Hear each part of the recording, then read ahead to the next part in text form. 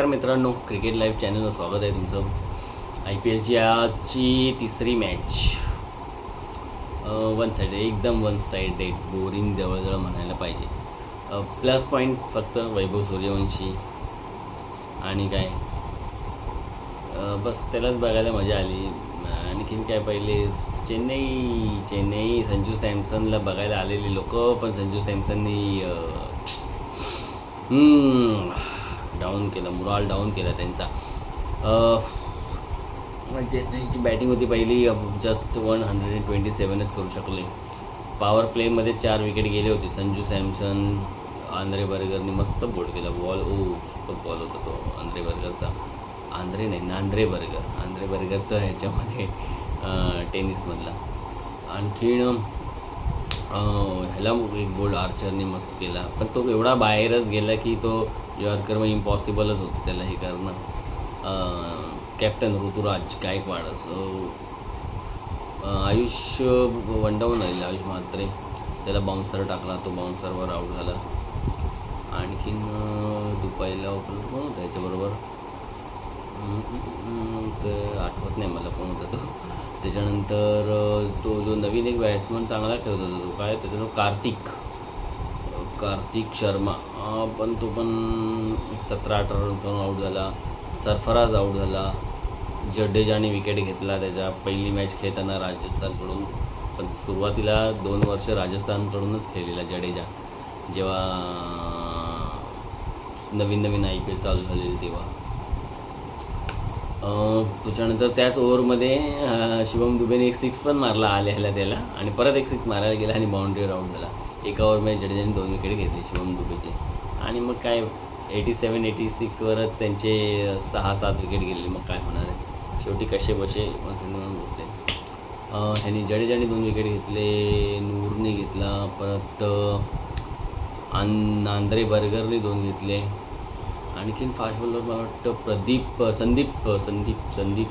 Sandipani 1 wicket घेतला. आणखीन कोणतरी एक बॉलरवर मिस होते, त्यांनी विकेट घेतला. ठीक आहे, तर असे. आणि बॅटिंगला जेव्हा राजस्थान आले, वैभव सूर्यवंशी पहिल्याच बॉलपासून चालू, पहिल्याच बॉलला मारलेली कॅच होती एक, जो तोच कार्तिक शर्मा, त्याचा पण डेब्यू होता. पोचला बॉल पण हातात आला, पण ते बाउन्स झाला आणि पडला. पण तो पडल्यावर काय माहिती एवढं जोरात आपटला का, पण तो बॉलकडे धावलाच नाही. बॉल हळूहळू बाउंड्रीला टच झाला तो येईपर्यंत. तर तो चौका गेला, त्यानंतर दुसऱ्या बॉलला लगेच 6 ठोकला त्याने हेनरीला. तर काय वैभव सूर्यवंशी आपले शॉट तर काही थांबवणार होतो, तो मारतो. पण कधी कधी असं वाटतं की थोडं बघून सांभाळून पण मारा, म्हणजे जो बॉल नाही मारा नाही तर तुला नाही मारा, पण हा प्रत्येक बॉललाच मारायला जातो आणि मारतो. 16 बॉलात हाफ सेंचुरी, फास्टेस्ट ह्या IPLची जी आता काही मॅच झाली त्याच्यातली तरी फास्टेस्ट हाफ सेंचुरी झाली 16 बॉलात. 17व्या बॉलला 52वर आऊट झाला तो. यशस्वी जयस्वाल रन बॉल खेळला, पण ठीक आहे, काही गरज नव्हती, छोटा टार्गेट होता, पण चांगला खेळला. जुरेल पण आला, 2-3 चौके वेगळे मारला, तो आऊट झाला. कॅप्टन्स पण रन बॉल खेळून मॅच जिंकवली. जवळजवळ मला वाटतं 49 बॉल बाकी होते आणि मॅच संपली. तर अशा प्रकारे इझी विन होतं राजस्थानसाठी, पण त्यांचं कॅम्पेन असंच चालू राहायला पाहिजे, कारण चांगली स्ट्रॉंग टीम दिसते. बॅटिंग यशस्वी वैभव सूर्यवंशी, जुरेल, रियान, हॅटमायर जो वर्ल्ड कपमध्ये कमालच्या फॉर्ममध्ये होता, कंटिन्यू ठेवेल तो फॉर्म असं वाटतं. आर्चर आहे त्यांच्याकडे, परत बिश्नोई आहे, परत अजून एक कोणतरी बॉलर, संदीप, तो पण एक चांगला बॉलर आहे. आणखीन एक कुठला तरी बॉलर होता जो मिस होते माझ्याकडून. तर चांगली बॅटिंग बॉलिंग चांगली आहे त्यांची.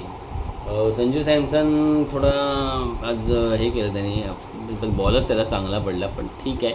एवढाच वर्ल्ड कपमध्ये फॉर्ममधून येत होता आणि आज पहिल्याच मॅचमध्ये बॉल मस्त बॉल पडला. ऑफ स्टंप डिपेंड करताना ऑफ स्टंप त्याचा उडवून टाकला त्यांनी.